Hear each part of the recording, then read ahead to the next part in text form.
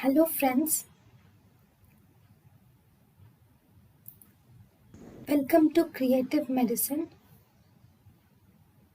In this lecture, we will learn about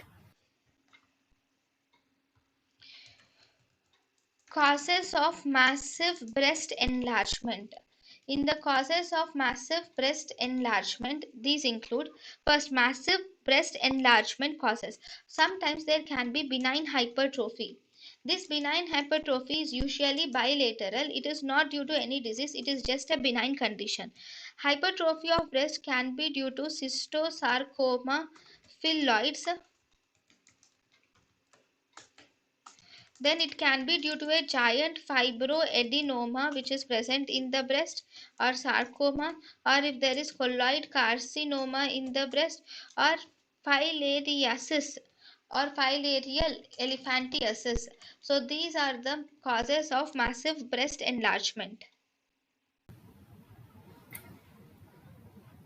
thank you and thank you for watching.